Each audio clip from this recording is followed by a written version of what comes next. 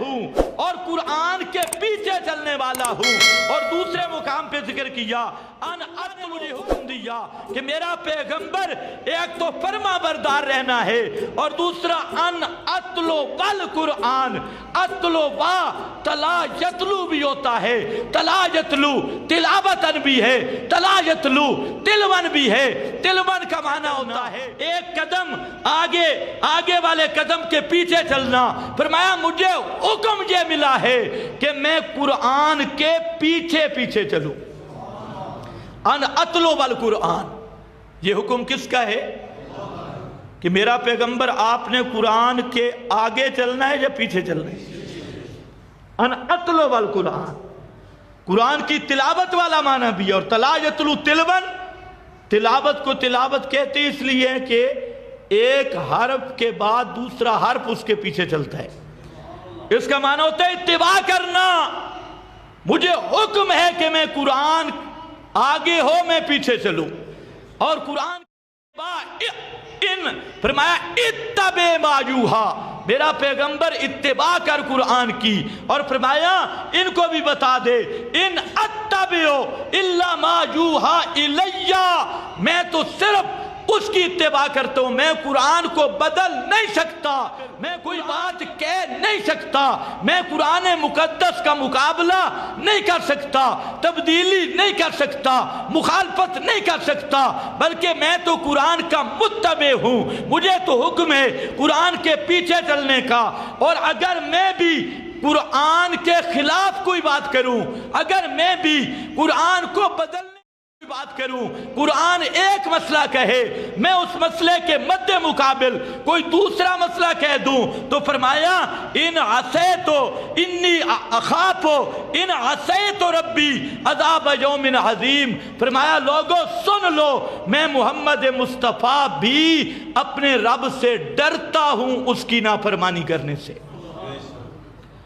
مجھے بھی خوف ہے کہ اگر میں نے کوئی بات قرآن کے خلاف کہہ دی تو عذاب یوم عظیم، بڑے دن کے عذاب سے میں بھی نہیں بچ سکوں گا. اللہ اندازہ کر لو، یہ ہے امام الانبیاء. فرماتے ہیں قرآن کے مقابل اگر میں بھی کوئی بات کروں تو انی اخاف ان عصیت ربی عذاب یوم عظیم، تو میں ڈرتا ہوں اگر میں بھی نافرمانی کروں. کیا حکم ہے؟ اتبع ما یوحا ان اتلو والقرآن، میرا پیغمبر قرآن کے پیچھے پیچھے چلو. اگر میں کوئی بات قرآن کے خلاف کہوں تو مجھے اللہ کے عذاب کا ڈر لگتا ہے. توجہ ہے میری طرف؟ اب جو شخص کہتے ہیں کہ قرآن کے مقابل بزرگوں کی مانیں گے، وہ مسلمان ہیں یا کافر ہیں؟ اب تو یار کھل کے بولو.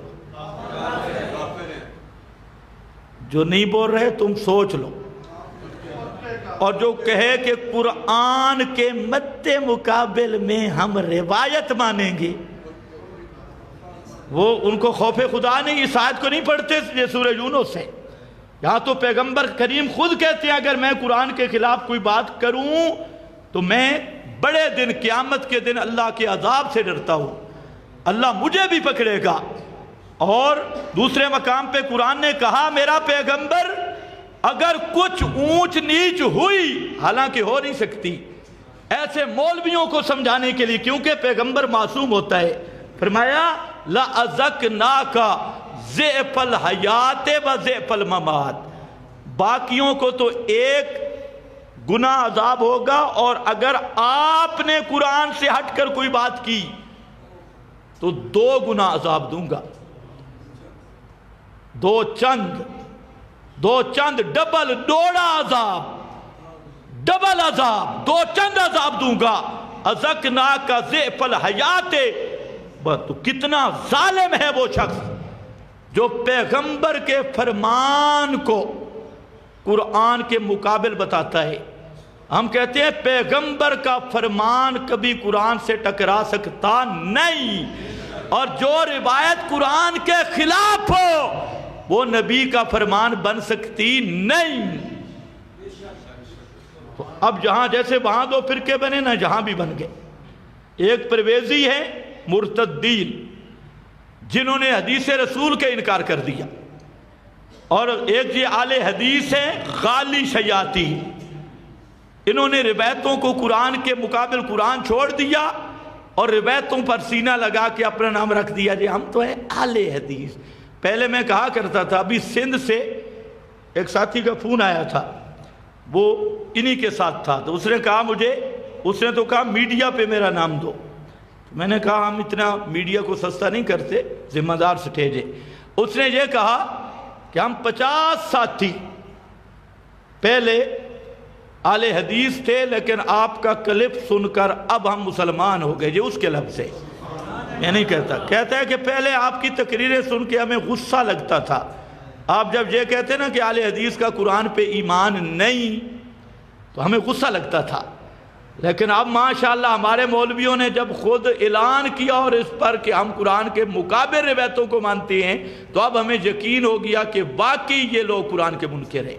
تو یہ سمجھ والوں کو اللہ ہدایت دیتا ہے۔ بہرحال میں نے عرض یہ کیا ہے کہ قرآن یہ اللہ کی وہ رحمت ہے جو اس دور میں برسی جب دنیا اجڑ چکی تھی، اور دنیا کو اللہ نے آباد کیا ہے قرآن والی بارش سے، جو آج بھی آباد ہدایت کے اعتبار سے ہونا چاہتا ہے قیامت تک، تو وہ اس ہدایت سے حصہ لے۔